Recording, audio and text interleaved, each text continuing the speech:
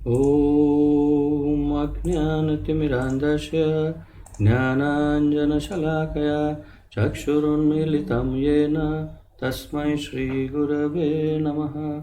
श्रीचैतन्यमनोभीष्टं स्थापितं येन भूतले स्वयं रूपकदा मह्यं ददाति स्वपदान्तिकं।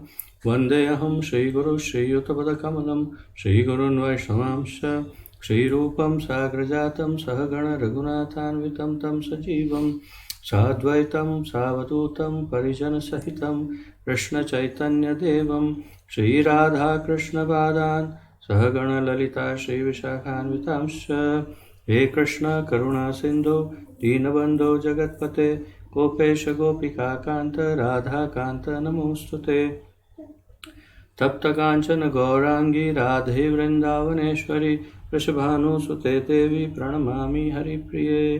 वाञ्छाकल्पतरुभ्यश्च कृपा सिन्धुभ्य एव च पतितानां पावनेभ्यो वैष्णवेभ्यो नमो नमः। अनन्तकोटि वैष्णववृन्द की जय। नमो ओं विष्णुपादाय कृष्णप्रेष्ठाय भूतले श्रीमते जयपताका स्वामिन् इति नामिने। नमो आचार्यपादाय निताय कृपाप्रदायने गौरकथाधामदाय नगरग्रामतारिणे। नमो ओं विष्णुपादाय कृष्णप्रेष्ठाय भूतले श्रीमते भक्तिवेदांत स्वामिन् इति नामिने। नमस्ते सारस्वते देवे गौरवाणी प्रचारिणे निर्विशेष शून्यवादी पाश्चात्य देशतारिणे। जय श्री कृष्ण चैतन्य प्रभु नित्यानंद श्री अद्वैत गदाधर श्रीवासादि गौर भक्त वृंद। हरे कृष्णा कृष्ण कृष्ण हरे हरे हरे राम राम राम हरे हरे। हरे कृष्णा कृष्ण कृष्ण हरे हरे हरे राम राम राम हरे हरे। हरे कृष्णा कृष्ण कृष्ण हरे हरे हरे राम राम राम हरे हरे।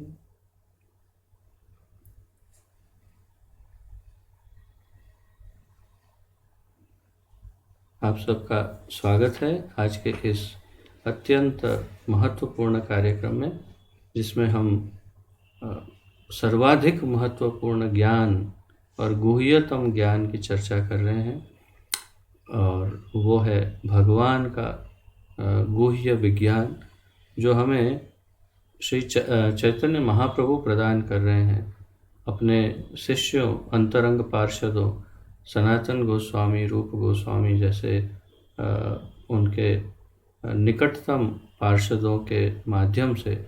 और इसे ग्रंथबद्ध किया है हमारे इस्कॉन के संस्थापक आचार्य श्री श्रीमद् अभय चरणारविंद भक्तिवेदांत स्वामी श्रील प्रभुपाद जी ने।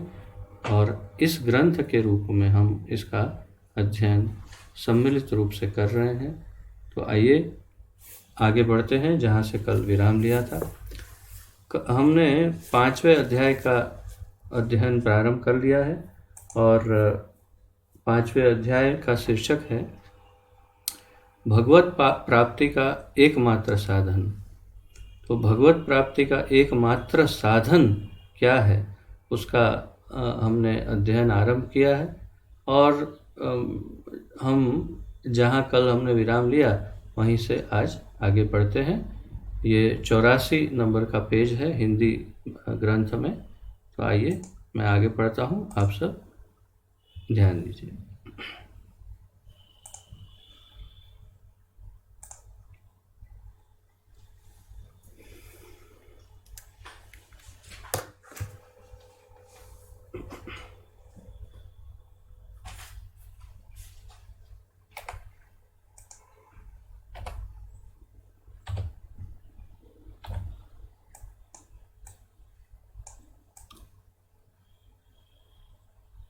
तो कल हमने पढ़ा कि अतः गीता के कथनानुरूप पूर्ण ज्ञान की प्राप्ति केवल भगवान श्री कृष्ण के तत्वबोध से ही हो सकती है। तो पूर्ण ज्ञान की प्राप्ति यदि करनी हो तो कृष्ण को तत्व रूप में तत्वतः यदि हम जानेंगे तो ही हम पूर्ण ज्ञान की प्राप्ति कर सकते हैं। तो अर्थात जो ज्ञान मार्गी हैं उनके लिए कि अगर संपूर्ण ज्ञान प्राप्त करना है तो श्री कृष्ण की श्री कृष्ण के संदर्भ में तत्वबोध होना चाहिए। इसके अनंतर श्री गौर सुंदर महाप्रभु ने भगवान श्री कृष्ण का स्वरूप विवरण प्रारंभ किया तथा श्री सनातन गोस्वामी से एकाग्र होकर सुनने को कहा। और बिल्कुल यही बात मैं आप सबसे भी कहूँगा कि अब से जो विवरण आरंभ होगा वो अत्यंत गुह्य, अत्यंत महत्वपूर्ण और अत्यंत शायद समझने में कठिन भी हो सकता है।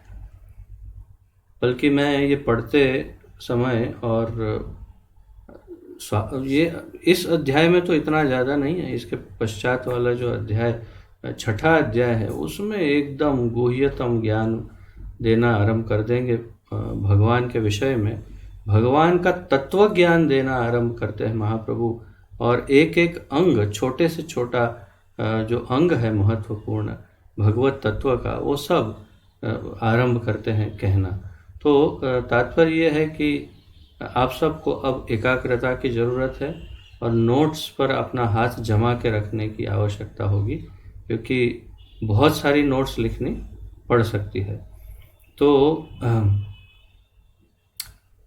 खैर हम 6ठे अध्याय में जब आएंगे तब की बात तब है। वहाँ पर तो मुझे एक चार्ट ही बनाकर आपको दिखाना पड़ेगा। शायद आज ही हम पहुँच जाएंगे 6ठे अध्याय में, तो चार्ट मैं आपको बनाकर बाद में दे दूंगा, लेकिन फिर भी आप सब प्रयास कर सकते हैं जो भी इसमें से बने आपसे। तो फिर से इसके अनंतर श्री गौर सुंदर महाप्रभु ने भगवान श्री कृष्ण का स्वरूप विवरण प्रारंभ किया तथा श्री सनातन गोस्वामी से एकाग्र होकर सुनने को कहा, जो मैं आप सबसे भी कह रहा हूँ। उन्होंने कहा कि व्रजेंद्र नंदन श्री कृष्ण परम सत्य स्वरूप है। व्रजेंद्र नंदन, व्रज इंद्र नंदन, तो व्रज के इंद्र कौन है? श्री नंद बाबा।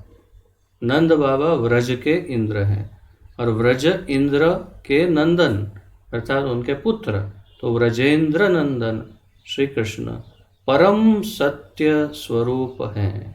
अब यहाँ पर नामों की बड़ी महत्ता है, बहुत महत्व है।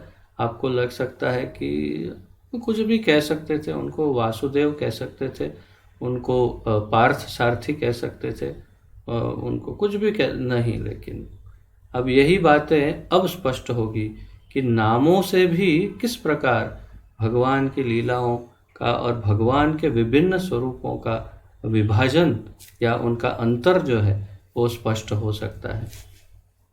तो व्रजेंद्र नंदन श्री कृष्ण परम सत्य स्वरूप है, भगवान ने कहा महाप्रभु ने। वे सब कारणों के कारण, सबके आदि एवं अंशी हैं। तो सबके आदि तथा अंशी, अंशी का अर्थ क्या है? हम सब उनके अंश हैं और एक मूल है जहाँ से ये सारे अंश उत्पन्न होते हैं और उन्हें अंशी कहते हैं। तो व्रजेंद्र नंदन कृष्ण जो व्रज के राजा के पुत्र हैं, अर्थात जो व्रज में रहते हैं, वृंदावन में रहते हैं, वो कृष्ण परम सत्य स्वरूप और सभी के आदि, सबके आदि मतलब मूल, और अंशी अर्थात मूल एक ही बात है, अंशी है। तो सब सारे अंश उनमें से ही उत्पन्न होते हैं। तथापि व्रज अथवा गोलोक वृंदावन में वे केवल नंद महाराज के कुमार के रूप में किशोर शिरोमणि हैं। लेकिन फिर भी महाप्रभु कह रहे हैं कि व्रज लीला में या गोलोक में, गोलोक वृंदावन में वे केवल मात्र नंद महाराज के कुमार, बाबा नंद, राजा नंद, महाराज नंद के पुत्र कुमार के रूप में किशोर शिरोमणि, किशोर शिरोमणि अर्थात उनकी अवस्था नित्य कैशोर अवस्था में वे रहते हैं। 15-16 वर्ष के किशोर जैसी अवस्था, बिल्कुल नवयुवक होने से पूर्व की अवस्था जो है वैसी अवस्था में वे रहते हैं।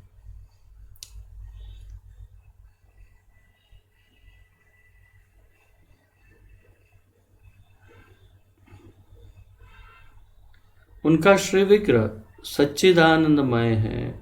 उनका श्री विग्रह जो है वो है सच्चिदानंदमय। सर्वाश्रय होने के साथ ही वे परम ईश्वर हैं। सर्व आश्रय हैं और उसके साथ ही वे परम ईश्वर भी हैं। तो सबके आश्रय भी हैं, परम ईश्वर भी हैं, साथ में वे गोलोक में राजा नंद के पुत्र मात्र हैं।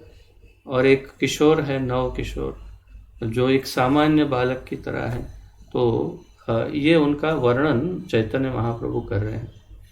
श्री चैतन्य महाप्रभु ने भगवान श्री कृष्ण के श्री विग्रह के दिव्य गुणों के विषय में ब्रह्म संहिता के 5.1 से प्रमाण प्रस्तुत किया। अर्थात सबसे पहली बार आप लोगों को शायद ये इस बात का ज्ञान भी होगा कि सबसे प्रथम बार अगर ब्रह्म संहिता का ज्ञान किसी ने दिया हो तो वो था श्री चैतन्य महाप्रभु द्वारा।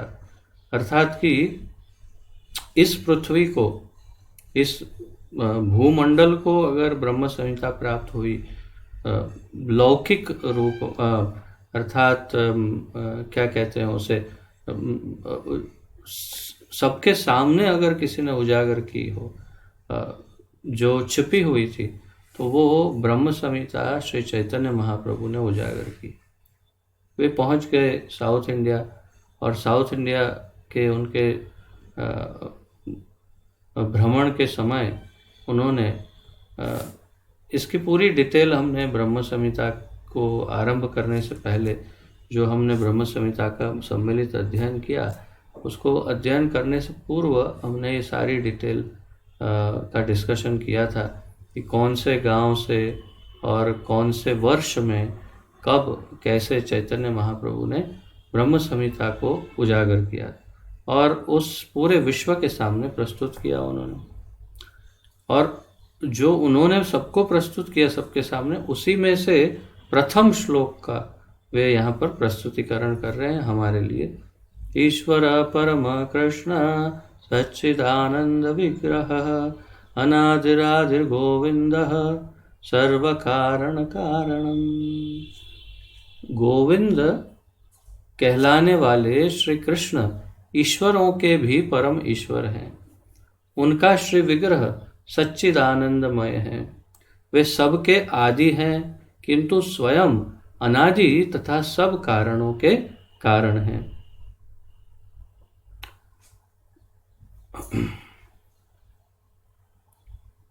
इस प्रकार श्री महाप्रभु प्रमाणित करते हैं कि षड ऐश्वर्य पूर्ण श्री कृष्ण आदि पुरुष स्वयं भगवान हैं।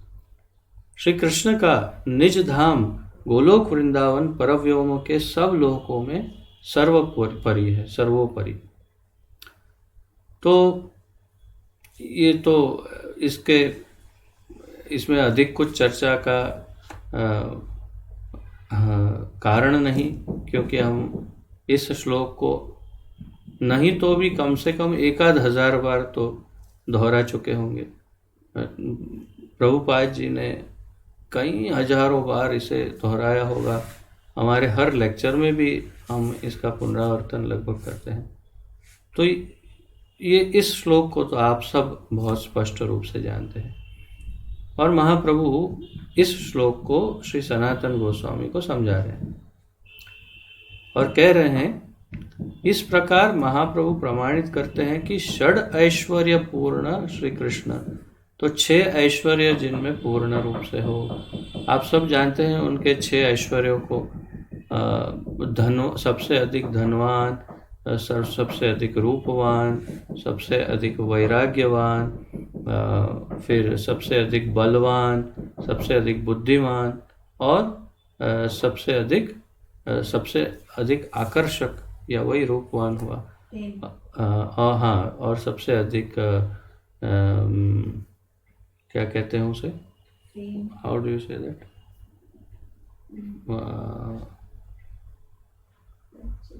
प्रचलित, नो नॉट प्रचलित, हाँ पर प्रचलित, फेमस। अब वो शब्द बड़े बड़े पंडित तो हैं नहीं हम, तो कभी कभी ऐसे दो भाषाओं में एकदम से टकराव हो जाता है, एक भाषा दूसरी भाषा से टकराती है और फिर सही शब्द बाहर निकलता नहीं है। तो सबसे ज़्यादा प्रख्यात या फेमस या प्रचलित, और वो शब्द अब नहीं ही निकल रहा है हिंदी में, तो कोई चिंता की बात नहीं। आगे बढ़ते हैं। तो वो ये 6 ऐश्वर्य जिसमें परिपूर्ण रूप से हो वही भगवान माने जाते हैं। जिनमें 16 कलाएं पूर्ण रूप से हो उसे भगवान कहते हैं।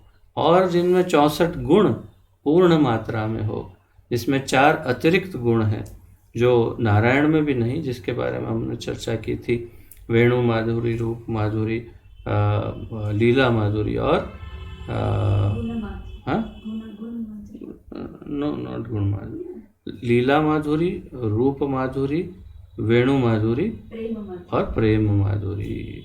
तो ये 4 जिनमें अतिरिक्त और अर्थात 64 गुण, 6 ऐश्वर्य और 16 पूरी की पूरी कलाएं जिनमें हो उसे भगवान कहते हैं।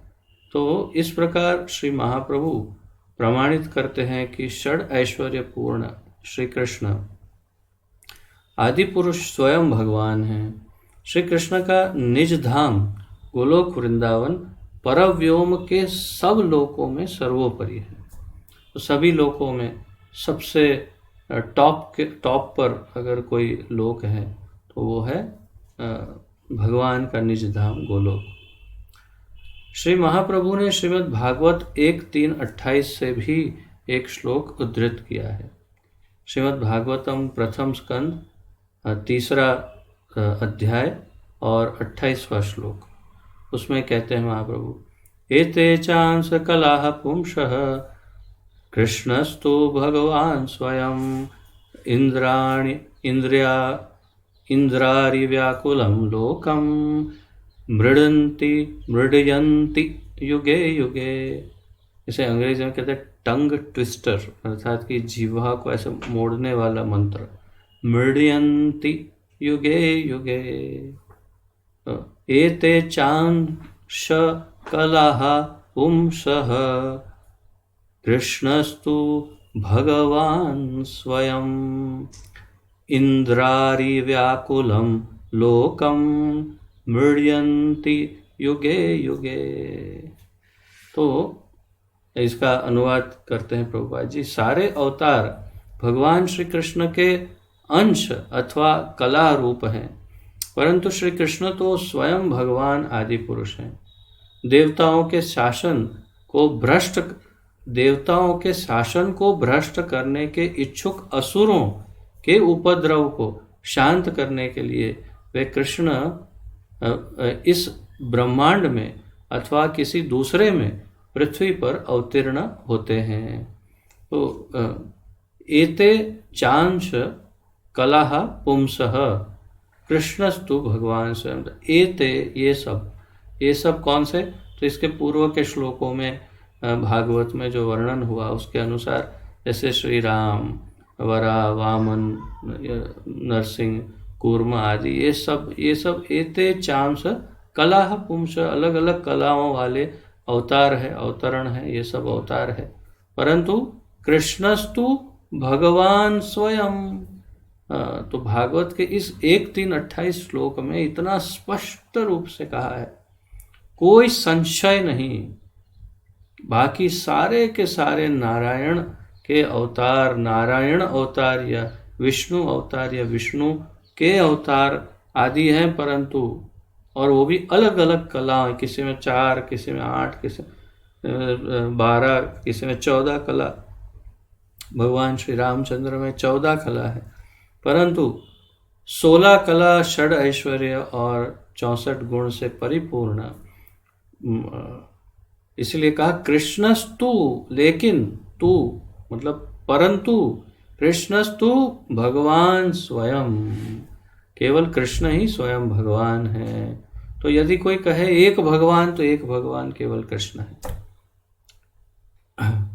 और इंद्रारी, इंद्र अरि व्याकुलम लोकम, तो इंद्र के अरि, इंद्र के दुश्मन, देवताओं के दुश्मन अर्थात असुर, व्याकुलम लोकम, इस सभी लोगों को जो व्याकुल करते हैं, मृडयंती युगे युगे, उन सब का संहार करने, उनको शांत करने के लिए हर युग में ये आते भी हैं। या तो स्वयं भगवान आते हैं कृष्ण, या फिर उनके अलग अलग कलाओं से उनके अवतार आते हैं। तो इस श्लोक का महत्व ये है सबसे अधिक कि असुरों को मारते हैं कि उनके कला आते हैं कि क्या है, वो नहीं। सबसे महत्वपूर्ण है कि कृष्णस्तु भगवान स्वयं, कृष्ण स्वयं भगवान है, अन्य सब उनके अवतार हैं। अब यहाँ से तो धीरे से एक सूत्र की भांति धीरे से एकदम डेवलप करना आरंभ कर रहे हैं महाप्रभु। और आप देखते जाइए अगले अध्याय में तो इतना रोमांचक अध्याय है अगला, इतना रोमांचक है, और उसमें इतनी माइक्रो डिटेल दी है भगवान और उनके अवतारों की कि जितनी डिटेल तो ब्रह्म संहिता में भी नहीं है। ब्रह्म संहिता में भी हमने इतनी डिटेल नहीं पाई जितनी यहाँ पर महाप्रभु इस छठे अध्याय में देंगे आगे। भगवान श्री कृष्ण को जानने के तीन भिन्न मार्ग हैं। आपके नोट्स के लिए भगवान श्री कृष्ण को जानने के तीन मार्ग हैं, इसके हम चर्चा कर भी चुके हैं, लेकिन फिर से पुनरावर्तन हो रहा है। ज्ञान मार्ग की प्रयोग सिद्ध पद्धति, ज्ञान मार्ग की प्रयोग सिद्ध पद्धति, एक केवल सामान्य ज्ञान मार्ग नहीं, ज्ञान मार्ग की प्रयोग सिद्ध पद्धति। ठीक है, एक ध्यान योग पद्धति, दूसरा है ध्यान योग पद्धति, तथा तीसरा है कृष्ण भावनामृत की पद्धति। सीधी बात है, तीसरी कृष्ण भावनामृत की अर्थात भक्ति मार्ग। तो पहला ज्ञान, फिर ध्यान और तीसरा भक्ति मार्ग है, परंतु कुछ अंतर है। ज्ञान के साधन से श्री कृष्ण का ब्रह्म स्वरूप जाना जाता है। तो जब ज्ञान का साधन अर्थात साधना करते हैं, ज्ञान मार्ग में ज्ञान प्राप्त करते हैं, तो भगवान का जो ब्रह्म स्वरूप है, निराकार ब्रह्म, निर्गुण ब्रह्म, सर्वव्यापी ब्रह्म, तो और जिसे हमारे शंकराचार्य जैसे आचार्यों ने कई सूत्र दिए कि अहम ब्रह्मास्मि इत्यादि, तो ये सब वो जिस ब्रह्म की उपासना करते हैं, जो शंकराचार्य के अनुयायी हैं, जो अद्वैतवादी हैं, वो जिस निर्गुण निराकार सर्वव्यापी ब्रह्म की बात करते हैं, उस ब्रह्म की बात यहाँ कर रहे हैं कि ज्ञान के साधन से श्री कृष्ण का ब्रह्म स्वरूप जाना जाता है। तो ज्ञान मार्गियों को भगवान के ब्रह्म स्वरूप तक का ज्ञान हो सकता है। योग साधना से श्री कृष्ण के सर्वव्यापक परमात्मा तत्व की जानकारी होती है। तो फिर जो ध्यान योगी हैं, जो ध्यान योग करते हैं, वे अंततो गत्वा अंतरात्मा में, हृदय में, अंतरात्मा में विराजमान परमात्मा का जो स्वरूप है, उस परमात्मा के स्वरूप तक पहुंच जाते हैं। और ये सर्वव्यापी परमात्मा है, सर्वत्र व्याप्त है और हर एक हृदय के अंदर विराजमान रहते हैं। तो ऐसे परमात्मा का ये साक्षात्कार कर सकते हैं जो ध्यान योगी हैं, वो तो ध्यान लगाते हैं। इसीलिए भगवत गीता के छठे अध्याय के जो ध्यान योग जिसका नाम है, तो वो योग, उस ध्यान योग के अंतिम श्लोक में भगवान कहते हैं कि सर्वोपरि ध्यान योगी कौन है। तो योगिनामपि सर्वेषां मद्गतेन अंतरात्मनः श्रद्धावान भजते यो माम समे युक्ततमो मतः। तो जो अंतरात्मा में मेरा ध्यान लगाकर मुझे मेरे परायण होता है, जो वो मेरे मत अनुसार सर्वोपरि योगी है, ऐसे भगवान के अर्थात जो भक्ति में मद्गतेन आत्मना श्रद्धावान भजते यो मा। भज तो ज्ञान योग चैप्टर के अंतिम श्लोक में जो सबसे महत्वपूर्ण अर्थात सार रूप माने जाते हैं अंतिम श्लोक में जो सार रूप श्लोक है उसमें भज धातु को इंट्रोड्यूस कर रहे हैं भगवान और कह रहे हैं श्रद्धावान भजते यो माम। कहाँ? मद्गतेन अंतरात्मनः। तो भले परमात्मा स्वरूप में मुझे प्राप्त कर लिया हो, परंतु जो मेरे भजन में या मेरा भक्त बन जाता है वो मेरे अनुसार सर्वोपरि योगी है। तो यही यहाँ पर ध्यान योगी की बात है कि जो ध्यान योगी है वो परमात्मा स्वरूप को की जानकारी प्राप्त करता है, या तो उनको परमात्मा तत्व की जानकारी होती है तथा पूर्ण कृष्ण भावना भावित सेवा भक्ति से स्वयं भगवान श्री कृष्ण की प्राप्ति होती है।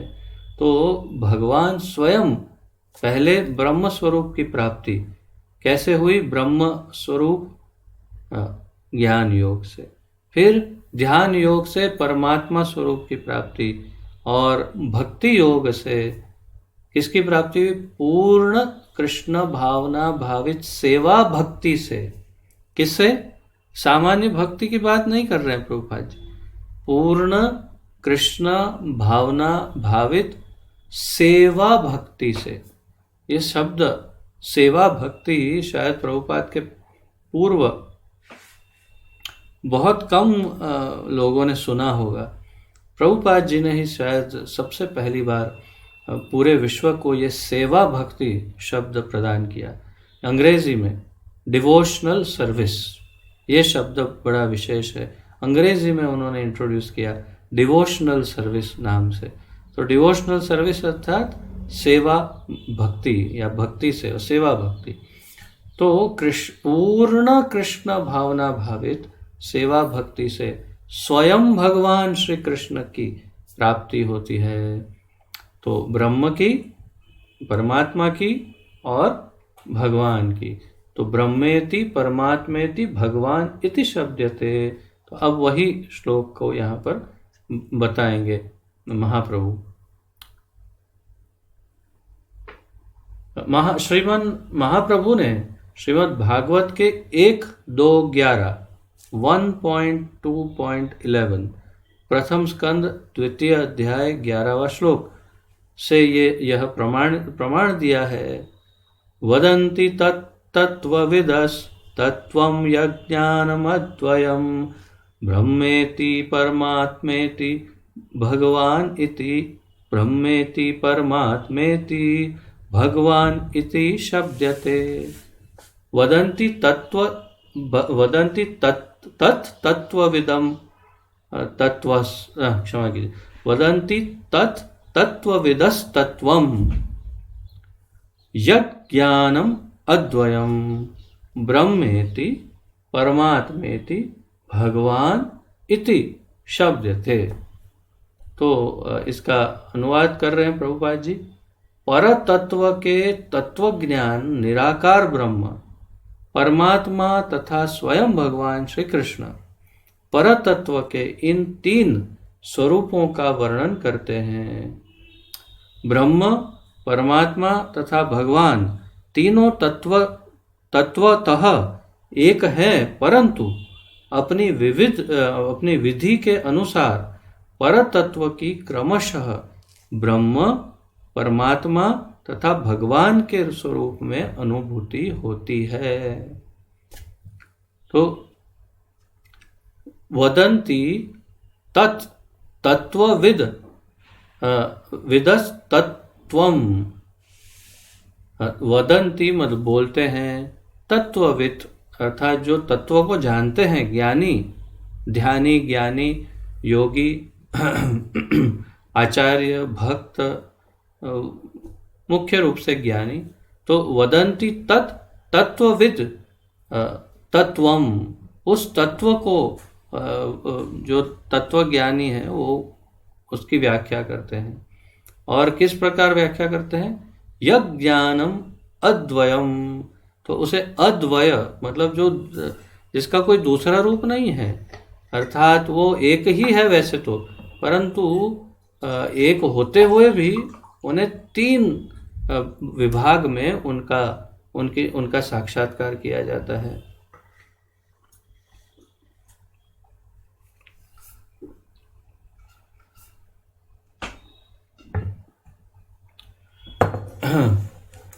किस प्रकार?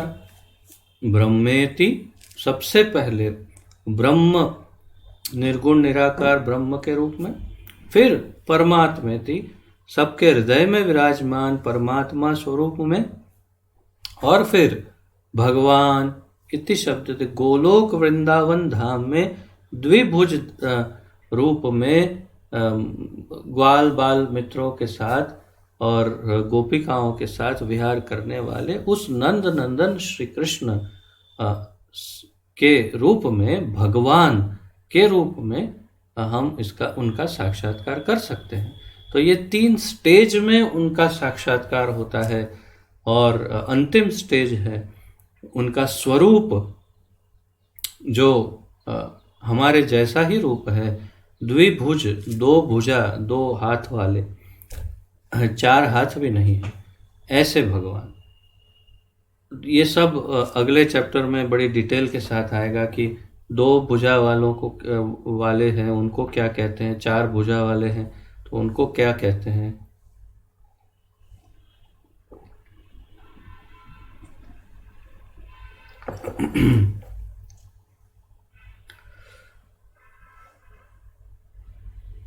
ब्रह्मानुभूति से केवल भगवान श्री कृष्ण से के सच्चिदानंदमय श्री विग्रह से निकली उनकी अंग कांति का दर्शन होता है।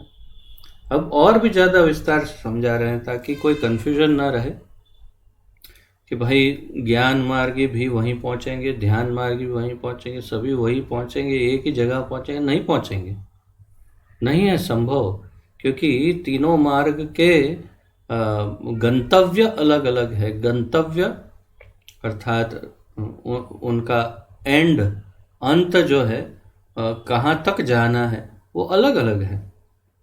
हाँ, वहाँ से फिर वो दूसरे ट्रैक में चले जाएंगे। जैसे कि उदाहरण, जैसे मुझे यहाँ से आपके अहमदाबाद से मुझे मायापुर जाना है, तो यदि मायापुर जाना है तो सबसे पहले मैं घर से एक रिक्शा पकड़ूंगा, रिक्शा से रेलवे स्टेशन, ये मेरा एक गंतव्य हो गया। और फिर मैं सोचूं कि मैं पहुंच गया मायापुर, है मायापुर आ गया, तो हो सकता है मुझे कुछ लोग वहां से सीधे वो मानसिक बीमारों के अस्पताल में भी ले जाए कि ये रेलवे स्टेशन को मायापुर बोल रहा है।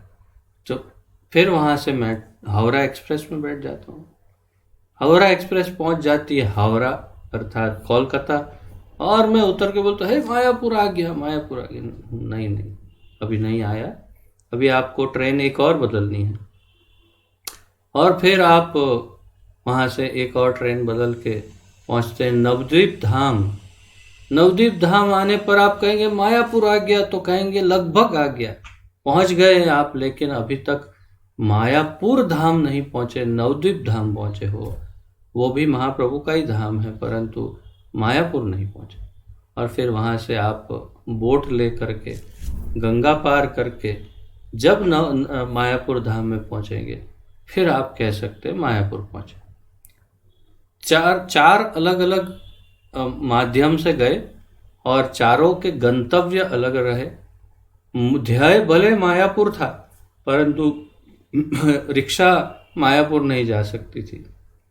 ट्रेन जो अहमदाबाद स्टेशन से पकड़ी वो भी मायापुर नहीं जा सकती है, और जो हावड़ा से ट्रेन पकड़ी वो भी मायापुर नहीं जा सकती। तो मुझे अंततोगत्वा ये सारे माध्यम से जाना पड़ा। लेकिन मैं यहाँ से यदि अहमदाबाद से, आपके अहमदाबाद से मैं यदि हेलीकॉप्टर पकड़ लेता हूँ, और प्लेन भी नहीं, हेलीकॉप्टर में बैठ जाता हूँ, मेरे घर की छत से हेलीकॉप्टर में बैठ करके सीधा मायापुर चंद्रोदय मंदिर के अंदर हेलीकॉप्टर उतारता हूँ, तो कह सकता हूँ ये सीधा पहुँच गया मैं। और वो है सेवामय भक्ति योग। जैसे प्रभुपाद जी कहते हैं डिवोशनल सर्विस, तो संपूर्ण कृष्ण भावना भावित सेवा भक्ति योग अगर मैं करता हूँ तो हेलीकॉप्टर में पहुँच जाता हूँ। इसी प्रकार तो यहाँ पर अगर कोई ज्ञान मार्गी है तो वो रिक्शा में बैठ करके रेलवे स्टेशन पहुँचने जैसे ब्रह्म तक पहुँच जाता है। फिर बदल लेता है कि चलो हाँ अब हो गया, आगे जाते हैं। तो अगर वो ध्यान योग करता है तो वो हावड़ा स्टेशन तक पहुंच जाता है, और फिर वहाँ से वो बाद में फिर अगर भक्ति जैसे अंत में वो भक्ति योग को साधता है तो फिर वो मायापुर पहुंच सकता है। परंतु पहले से ही जो भक्ति योगी है, आप सब की तरह, जैसे आप सब हैं जिन्होंने टाइम वेस्ट इस जन्म में तो टाइम नहीं बिगाड़ा, पिछले जन्मों में आप लोगों ने कितना टाइम बिगाड़ा होगा उसका तो कोई हिसाब ही नहीं है। क्योंकि आप मतलब मैं भी आ गया अंदर, ऐसा नहीं कि मैं अलग हूँ, हम सब ने कितना समय बिगाड़ा होगा इसके पूर्व जन्मों में, तब जाकर हम कृष्ण की चर्चा कर पा रहे हैं। उसकी तो हम कल्पना ही नहीं कर सकते। भले हम दिखने में कैसे भी सामान्य क्यों न हो, पढ़े लिखे हो चाहे नहीं हो, परंतु हमने अवश्य ही बहुत समय ध्यान योग या तो ज्ञान योग में निकाला होगा। परंतु अब करुणा है तो हम पहुंच गए। तो अगर मान लेते हैं कि आप इसी जन्म में आपने शुरू किया तो आप हेलीकॉप्टर में बैठ के सीधे मायापुर धाम पहुंच रहे हैं। तो मेरा तात्पर्य ये था, उद्देश्य कहने का कि यदि कोई कहता है ज्ञान से ध्यान से भी वही प्राप्त होता है जो भक्ति से प्राप्त होता है, तो ये बिल्कुल असत्य है, हो नहीं सकता है, क्योंकि गंतव्य अलग अलग है। और इसी बात को इस श्लोक में स्पष्ट किया गया है, श्रीमद् भागवत 1-2-11, ब्रह्मेति परमात्मेति भगवान इति शब्दते। ये 3 स्टेज में भगवान का साक्षात्कार किया जाता है। तो ब्रह्मानुभूति से केवल भगवान श्री कृष्ण के सच्चिदानंदमय श्री विग्रह के से निकली उनकी अंग कांति का दर्शन होता है। तो ब्रह्मानुभूति, ब्रह्म अनुभूति से क्या होता है, वो भगवान के शरीर से निकली हुई जो लाइट है उसका अनुभव होता है। जैसे कैवल्य आनंद, या तो ऐसा सब कहते, कैवल्य मुक्ति, तो एकदम ऐसे खो जाते हैं वो लाइट में। इस अंग कांति की तुलना सूर्य की ज्योति से की गई है। सूर्य मंडल में कितना सुंदर ढंग से समझा रहे हैं महाप्रभु। सूर्य मंडल में सूर्य देवता रहते हैं, स्वयं सूर्य है, तथा सूर्य से निकला सूर्य देव का ज्योतिर्मय प्रकाश है। तो ये 3 है, स्वयं सूर्य देवता, फिर ये सूर्य लोक, और उसमें से निकला हुआ सूर्य का प्रकाश।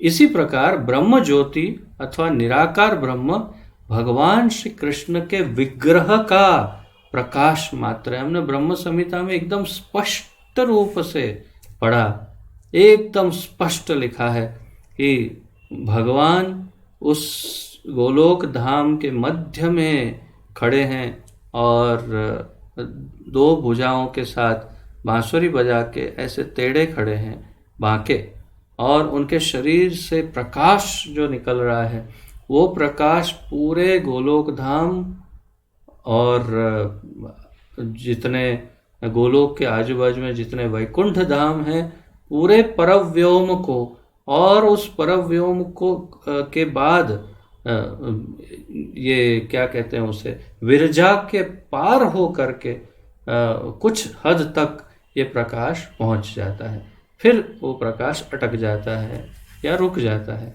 तो तब तक, अर्थात ये महाकाल लोक जो है, शिवलोक, शंभु लोक में आ जाता है प्रकाश, लेकिन नीचे की तरफ महाकाल लोक में अंधकार रह जाता है। तो वहां तक पहुंच जाती है ब्रह्म ज्योति, और वो ज्योति है भगवान के गोलोक धाम में कृष्ण के रूप में जो उनका विग्रह है, उनसे निकला हुआ प्रकाश इतने सारे लोकों को प्रकाशित करता है। जैसे सूर्य इतने सारे ग्रहों को प्रकाश देते हैं, वैसे ही भगवान सबको प्रकाश दे रहे हैं, वो भी वही कृष्ण जो गोलोक में है। तो उसी की बात यहाँ पर कर रहे हैं। तो इसी प्रकार ब्रह्म ज्योति अथवा निराकार ब्रह्म भगवान श्री कृष्ण के विग्रह का प्रकाश मात्र है। इसके समर्थन में श्री गौर सुंदर महाप्रभु ने ब्रह्म संहिता का एक महत्वपूर्ण श्लोक धृत किया। ब्रह्मा जी ने कहा, जो जिसकी अभी मैंने चर्चा की, वही ये श्लोक, यस्य प्रभा प्रभवतो जगदंड कोटि कोटिष्वशेष वसुधादि विभूति भिन्नम तद्ब्रह्म निष्कलमनन्तमशेष भूतम गोविंदमादि पुरुषम तमहं भजामि। यस्य प्रभा, जिनकी प्रभा, जिनके शरीर में से निकला हुआ तेज, प्रभवतो जगद अंड कोटि, जो अनंत कोटि ब्रह्मांडों को जो प्रकाशित करते हैं, कोटि स्वशेष वसुधादि विभूति भिन्नम, हम इसका अनुवाद पढ़ते हैं, श्री कृष्ण की श्री विग्रह ज्योति से अनंत ब्रह्म ज्योति प्रकाशित है। उस ज्योति में अनंत ब्रह्मांड है, जिनमें से प्रत्येक ब्रह्मांड अनंत लोकों से परिपूर्ण है। उन्हीं आदि पुरुष श्री गोविंद का मैं भजन करता हूँ। ब्रह्म संहिता 5.40, 40वां श्लोक ब्रह्म संहिता में। तो ये सिद्ध हुआ कि ये ब्रह्म ज्योति जो है वो भगवान का शरीर का तेज मात्र है। और यकीन मानिए कि जो मोक्ष की प्राप्ति करना चाहते हैं या ज्ञान योगी है, वो ब्रह्म क्या है, निराकार ब्रह्म, वो शायद ही कभी जान पाएंगे, क्योंकि वो ब्रह्म को ही सर्वोपरि मानते हैं, उससे ऊपर और कुछ है ही नहीं। तो फिर वो भगवान और उनके शरीर का तेज ये कैसे समझ सकते हैं? बल्कि वो ये कहते हैं कि इसी ब्रह्म में से कृष्ण प्रकट होते हैं, राम आदि ये सब इस ब्रह्म से प्रकट होते हैं और माया के अंतर्गत अधीन होते हैं, ऐसा उनका मानना है।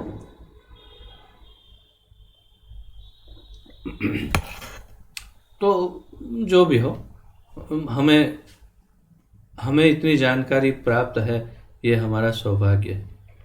श्री गौर सुंदर महाप्रभु ने कहा कि सर्वव्यापक परमात्मा स्वरूप, अब वो ब्रह्म का डिस्कशन था, अब परमात्मा जो देह मात्र में विद्यमान है, श्री कृष्ण का केवल अंश प्रकाश है। ये भी पूर्ण कृष्ण चंद्र स्वयं नहीं, परंतु उनका अंश प्रकाश है, अंश प्रकाश।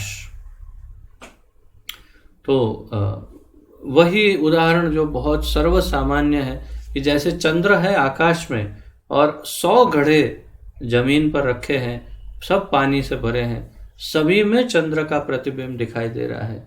तो उसी प्रकार ऊपर भगवान श्री कृष्ण है और उनके प्रतिबिंब स्वरूप, प्रकाश स्वरूप परमात्मा सभी घड़ों में, अर्थात सभी शरीरों में, देहों में, हृदयों में परमात्मा स्वरूप में विराजमान है। ये सर्वसामान्य उदाहरण है। तो सर्वात्मा, सर्व आत्मा अर्थात सभी के अंतर आत्मा में रहने वाले परमात्मा, सर्वात्मा होने के कारण ही भगवान श्री कृष्ण परम आत्मा है। सर्व आत्मा, सभी के हृदय में रह सकने वाले, शक्तिशाली आत्मा रूप होने वाले, सबके हृदय में रह पाने वाले होने के कारण उन्हें परम आत्मा कहते हैं। हम सब आत्मा हैं और वे परम आत्मा हैं। इस विषय में श्री महाप्रभु ने श्रीमद् भागवत में श्री शुक परीक्षित संवाद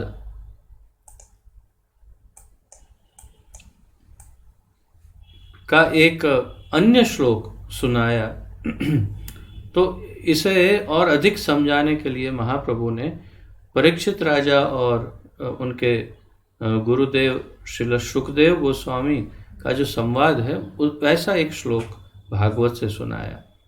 भगवान श्री कृष्ण की दिव्य वृंदावन लीला का वर्णन सुनते हुए महाराज परीक्षित ने अपने गुरु शुकदेव गोस्वामी से श्री कृष्ण के प्रति वृंदावन वासियों के इतने अधिक आकर्षण का कारण पूछा। उत्तर में शुकदेव जी ने कहा, या शुकदेव जी बोले, तो भगवान कृष्ण की जो दिव्य वृंदावन लीला है उसका जो वर्णन सुन रहे थे शुकदेव गोस्वामी, ये महाराज परीक्षित, तो उनको प्रश्न हुआ। उन्होंने शुकदेव गोस्वामी से पूछा कि वृंदावन वासियों को श्री कृष्ण के प्रति इतना अधिक आकर्षण क्यों था, ऐसा क्यों? ये अद्वितीय है, इसका कोई दूसरा उदाहरण देखने को नहीं मिलता कि इतना गजब का आकर्षण, ऐसा तो कभी नहीं सुना, ऐसा क्यों आकर्षण? तो उत्तर में शुकदेव गोस्वामी ये श्लोक कहे, कृष्ण में न मवे ही त्वमात्मा न मखिलात्मनाम जगद्विताय सो जगद्धिताय सोप्यत्र देहि वा भाति मायया। भगवान श्री कृष्ण को सब आत्माओं का आत्मा जानना चाहिए। वे परमात्मा की भी आत्मा है। तो भगवान के बारे में शुकदेव गोस्वामी कहते हैं, भगवान श्री कृष्ण को सब आत्माओं का आत्मा जानना चाहिए, सभी आत्माओं का आत्मा उन्हें जानना चाहिए। त्वम आत्मनात्मानम अर्थात सभी आत्माओं का आत्मा वो है, और वे परमात्मा की भी आत्मा है, परमात्मा की भी आत्मा है। तो ये कितना सुनने में कुछ अटपटा लगता है। ऐसा कैसा? परमात्मा की आत्मा क्या होता है? परमात्मा तो स्वयं परमात्मा ही है, फिर ये क्या हुआ? तो तात्पर्य ये है कि परमात्मा भी वास्तव में परम भगवान, मूल भगवान नहीं है, भगवान ही है, विष्णु तत्व है, नारायण तत्व, वो कृष्ण तत्व है, परंतु वो परमात्मा की आत्मा अर्थात कि परमात्मा जहाँ से प्रकट होते हैं वो मूल श्री कृष्ण है। तो ये श्लोक में शुकदेव गोस्वामी ने इतना स्पष्ट कहा। ये ज्ञान देखिए कितना गुह्य है, ये कितना अद्वितीय ज्ञान है कि ये ज्ञान हमने भागवत में शुकदेव गोस्वामी इतना स्पष्ट राजा परीक्षित को कृष्ण का परिचय दे रहे हैं कि सभी आत्माओं की आत्मा और परमात्मा की भी आत्मा वो श्री कृष्ण है। वृंदावन में, और आगे प्रश्न का उत्तर तो देना है, वृंदावन में वे नरवत अर्थात एक नर मनुष्य की तरह, पुरुष की तरह नरवत लीला कर रहे थे, लोगों को अपनी ओर आकृष्ट करने के लिए तथा यह दिखाने के लिए कि वास्तव में वे साकार हैं, निराकार नहीं। तो देही वा भाति मायया, अर्थात वो सबको ये दिखाना चाहते थे कि मैं शारीरिक रूप से, प्रकट रूप से, आकार साकार रूप से हूँ। मैं कोई माया का कोई काल्पनिक रूप या तो कोई क्या कहते हैं आपके जैसे शरीर ऐसा नहीं हूँ। मेरा भी एक व्यक्तित्व है और मैं भी साकार हूँ। इस बात को सिद्ध करने के लिए वो सबके आकर्षण के केंद्र बन करके व्रज में लीला कर रहे थे। पुरुष की तरह, एक पुरुष जैसे करते हैं, नरवत लीला कर रहे थे। बहुत ही अद्भुत अद्भुत अत्यंत अद्भुत श्लोक, अत्यंत महत्वपूर्ण श्लोक है। इसे अगर संभव हो तो हम मेमोराइज भी कर सकते। थोड़ा कठिन है बोलने में, उच्चारण इतना कठिन है, परंतु महत्वपूर्ण श्लोक है। तो ये था 10वें स्कंद, भागवत के 10वें स्कंद 14वां अध्याय और 55वां श्लोक। श्रीमद् भागवत 10.14.55 10.14.55 ये श्लोक था। जीवों के समान ही भगवान श्री कृष्ण का भी अपना निजी दिव्य स्वरूप है। भेद यही है कि वे परम ईश्वर हैं तथा अन्य सारे जीव उनके अधीन हैं। जीव भी उनके सानिध्य में दिव्य सच्चिदानंद रस का आस्वादन कर सकते हैं। श्री गौर सुंदर महाप्रभु ने गीता का एक अन्य श्लोक पढ़ा जिसमें अर्जुन से अपनी विविध विभूतियों का वर्णन करते हुए भगवान श्री कृष्ण ने कहा है कि वे स्वयं अपने अंश श्री गर्भोदक्षाई विष्णु के रूप से इस ब्रह्मांड में प्रवेश करते हैं तथा प्रत्येक ब्रह्मांड में क्षीरोदक्षाई रूप से भी प्रविष्ट होते हैं। तदुपरांत परमात्मा रूप से वे जीव मात्र के हृदय में प्रवेश करते हैं। भगवान श्री कृष्ण ने स्वयं स्पष्ट किया है कि परम सत्य को पूर्णतः जानने का एकमात्र मार्ग पूर्ण कृष्ण भावना भावित होकर भक्ति करना है।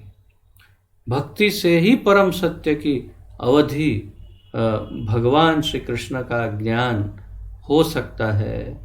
भक्त्या माम अभिजानाति यावान्यश्चास्मि तत्वतः भक्त्या त्वनन्या शक्य अहम एवं विधोर्जुन। ये दो श्लोक तो मुझे याद है कि जहाँ पर एकदम स्पष्ट रूप से भगवान ने कह दिया कि मुझे अगर जानना है तत्वतः तो केवल भक्ति से जाना जा सकता। और भी एक श्लोक अभी कुछ दिन पूर्व ही हमने सीखा था, ये पढ़ने में आया था हमारे, उसमें भी वही कहते हैं भगवान, अर्थात 2-3-4 जगह तो बहुत स्पष्ट रूप से भगवान ने कह दिया कि मुझे अगर तत्वतः जानना हो तो भक्त्या माम अभिजानाति, भक्त्या त्वनन्या शक्य। तो भक्ति के अलावा और कोई रास्ता नहीं। वही महाप्रभु यहाँ बता रहे हैं कि भक्ति से ही परम सत्य की अवधि भगवान श्री कृष्ण का ज्ञान हो सकता है, अन्य किसी मार्ग से संभव नहीं है। तो ये था अध्याय नंबर 6, क्षमा कीजिए 5, और फिर 6ठा अध्याय। परंतु मुझे लगता है समय काफ़ी हो रहा है और इस 6ठे अध्याय का जो आनंद है वो एक साथ करने में ही आएगा। मुझे आज मैं सोच भी रहा था कि आज मेरा क्लास अगर थोड़ा जल्दी समाप्त हो जाएगा तो मैं 6ठा अध्याय करूँगा आरंभ, लेकिन मज़ा नहीं आएगा, फिर ब्रेक आ जाएगा। तो मेरी स्वयं की भी इच्छा नहीं थी कि ये मैं 6ठा अध्याय आज आरंभ करूँ, क्योंकि ये मेरे ख्याल से तो ये बहुत ही महत्वपूर्ण है। अब महत्वपूर्ण यूँ है कि इसमें भगवान के हर प्रकार के अवतार विस्तार, उनके स्वरूप के विभाजन, जो भी सब कुछ इसमें समझा दिया है। केवल 2-3 पन्नों का ये अध्याय बहुत छोटा सा, परंतु उसमें बहुत कुछ समझा दिया। तो हम इसका अध्ययन कल ही करें, एक साथ करें तो मेरे ख्याल से ज़्यादा अच्छा रहेगा। और आज थोड़ा जल्दी विराम ले लेते हैं, उसमें क्या है, थोड़ा जल्दी रोज़ से थोड़ा सा जल्दी, और सब फ्री हो जाएंगे। तो फिर भी आज का जो विषय था उसके उपलक्ष्य में किसी का कोई प्रश्न आदि हो तो पूछ सकते हैं, अन्यथा फिर हम विराम लेंगे, जप करके विराम लेंगे। तो किसी का कोई प्रश्न आदि है?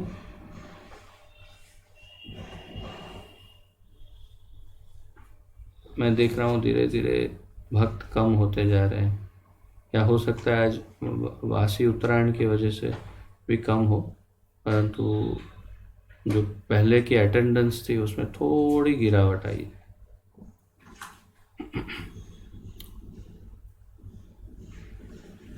किसी का कोई प्रश्न है तो पूछ सकते हैं।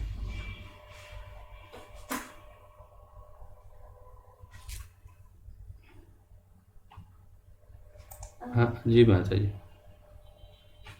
हरे कृष्ण प्रभुजी, दंडवत प्रणाम। हरे कृष्ण, दंडवत। અવાજ આવે છે? હા, પ્રશ્ન નથી પ્રભુજી, પણ આપણે હમણાં ભગવાન ગોવિંદને જે નિત્યાનંદ મહારાજના કુંવર તરીકેનું જે વર્ણન કર્યું ને, નિત્ય યુવક કિશોર અવસ્થા ભગવાનની, હા, બસ એનું ખાલી મારે એ કહેવું હતું કે ભગવાન કૃષ્ણની જે ઉંમર છે ને એ એક્ઝેક્ટ 15 વર્ષ 9 મહિના અને 7.5 દિવસ છે. અચ્છા. હા, આ બહુ ગમે એવું છે આપણને કે આપણને એક્ઝેક્ટ ભગવાનની ઉંમર કેટલી નિત્ય યૌવન વાળી જે અવસ્થા છે એ એટલી છે. कितना कितना बताया? 15 વર્ષ 9 મહિના અને 7.5 દિવસ. 15 साल 9 महीने और 7.5 दिन, ये उनकी नित्य उम्र है। यौवन. अच्छा। और राधा रानी की 14 साल 2 महीना और 15 दिवस. 14 साल 2 महीना 2 महीने और 15 और दिवस. 15 दिवस। परंतु हमारी जानकारी में तो राधा रानी बड़ी है कृष्ण से 1 साल। नहीं, यहाँ गौर गोविंद अर्चन जो है ना, ये हमारी हरे कृष्ण जप की आदर्श कला, इसमें भगवान की उम्र का वर्णन किया गया है। ये महानिधि महाराज की पुस्तक है। हाँ हाँ हाँ हाँ, महानिधि।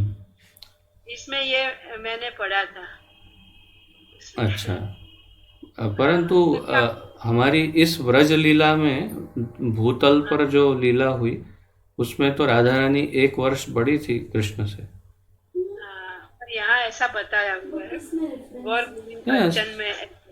राधा रानी केम फर्स्ट, और फिर यहाँ इस भूतल की जो लीला है उसमें राधा रानी पहले आई, और उन्होंने तब तक आंख नहीं खोली जब तक कृष्ण उनके सामने नहीं आए, तब तक उन्होंने अपनी आंखें भी बंद रखी, और फिर जब कृष्ण आए, उनके सन्मुख आए, तब पहली बार उन्होंने आंख खोली।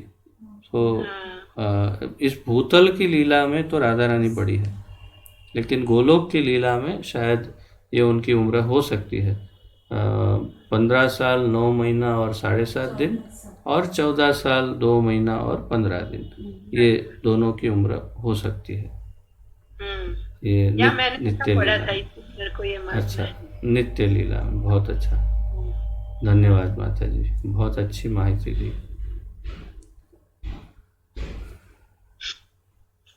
और किसी का कुछ प्रश्न आदि कुछ? You have some question? ना पूछ लो। जो ये 3 प्रोसेस है ना, मतलब लाइक ब्रह्मन, परमात्मा, भगवान, वो एक ही समय, मतलब इसी जन्म में लाइक पहचान पाते हैं कि वो लोग हर एक जन्म लाइक एक जन्म में से कि ब्रह्मन के बारे में रिसर्च किया, फिर परमात्मा के बारे में रिसर्च किया, और फिर फाइनली वो भगवान की तरफ पहुंचे। तो इनका प्रश्न ऐसा है कि ब्रह्म, परमात्मा और भगवान, ये तीनों स्टेज को एक ही जन्म में जान पाते हैं या अनेक जन्म लेने पड़ेंगे?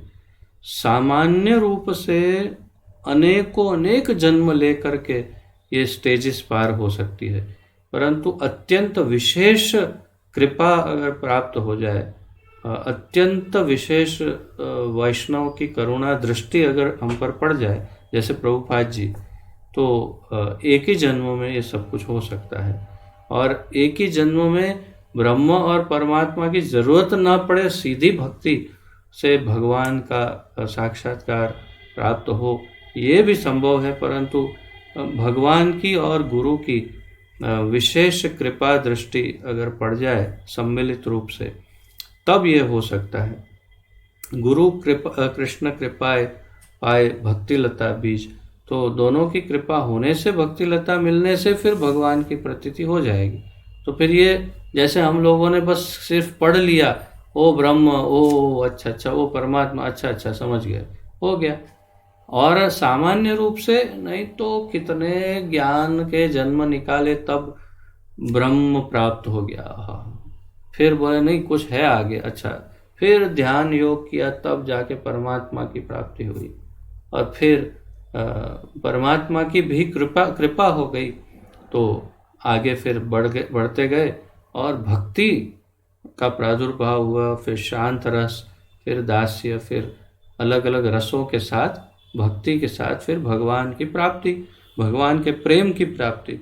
सो अगर यूजुअल वे में देखेंगे तो अनेक जन्म में ये हो सकता है। बहुनाम जन्म नाम अंते ज्ञानवान माम प्रपद्यते। बहुत जन्म लेने के बाद ज्ञानी जो है वो भगवान के पास जाता है, वासुदेव सर्वमिति का। सो यूजुअली बहुत जन्म लगेंगे, परंतु महाप्रभु जैसे पधारे और शेर चीतों के, हिरण के का, हाथियों का उद्धार कर दिया, जिनको जिनको छुआ उनको हरि नाम में नचा दिया। ऐसे प्रभुपाद जी जैसे पारसमणि भी आ जाते हैं, तो भी हमारे जैसे पतितों का एक ही जन्म में भक्ति दे करके उद्धार कर देते हैं।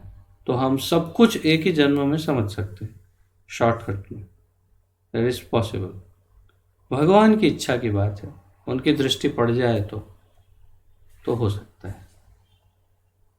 जैसे फॉर एग्जाम्पल ये कि हम लोग जब डिवोशन में आए तो हम डायरेक्टली रखते हैं, हम कुछ ऐसे सी देयर आर टू थिंग्स।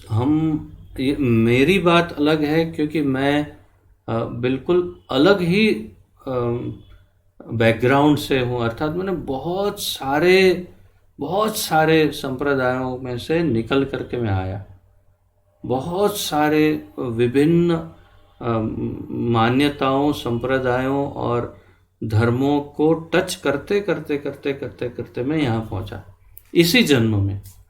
परंतु आप सब जैसे डायरेक्ट सीधे भक्ति में ही लैंड हुए, तो इसके दो अर्थ हो सकते हैं कि या तो आप सबके ऊपर डायरेक्ट गुरु की परम करुणा हो गई, या फिर इसके पूर्व में कई जन्मों तक बहुत सारे पापड़ बेले हो, ऐसा हो सकता है। और तब जाकर के इस जन्म में भक्ति योग प्राप्त हुआ हो, ये हो सकता है। तो हमें लगता ओह कितना सीधा, हम तो भक्ति में आ गए, पर नहीं, ऐसे थोड़ी आ जाएंगे। और विशेष रूप से ये बच्चे जैसे राज है और संयुक्ता, पायल आदि, ये सब जो बच्चे जो दिव्य बच्चे हैं, जो अत्यंत तेजस्वी और अत्यंत विशेष आध्यात्मिक आकर्षण है उनके अंदर, जो अद्वितीय आकर्षण है, जो कोई सामान्य बच्चों में नहीं दिखता, तो ये तो डेफिनेटली पूर्व जन्मों में बहुत साधना करके आए। इनको तो सीधी भक्ति नहीं मिली, ये तो सीधी बात है। नहीं तो वह इतनी बचपन से एकदम इंटरेस्ट नहीं लेते। तो दैट मीन्स कि वो लोग बहुत जबरदस्त साधना करते करते फिर योग भ्रष्ट होने के कारण अंतिम जन्म अब लेकर भक्ति प्राप्त कर रहे हैं, और इसलिए इतनी छोटी आयु में इतने एडवांस है। सो उनकी बात अलग, लेकिन वो भी सकता है कि हम में से कुछ जीव गुरु और कृष्ण की कृपा से सीधे भक्ति में आए हो, ये भी हो सकता है। Is that clear? ठीक है, किसी का और कोई प्रश्न आदि है? ठीक है, तो आइए सब सम्मिलित रूप से पहले प्रणति निवेदन करें, फिर एक माला जप करते हैं गुरुदेव के लिए। श्री चैतन्य महाप्रभु की जय। श्रील सनातन गोस्वामी प्रभुपाद की जय। पतित पावन अभय चरणारविंद भक्ति वेदांत स्वामी श्रील प्रभुपाद की जय। पतित पावन गुरुदेव की जय। निताय गौर प्रेमानंदे। हरि हरि बोल। हरे कृष्णा।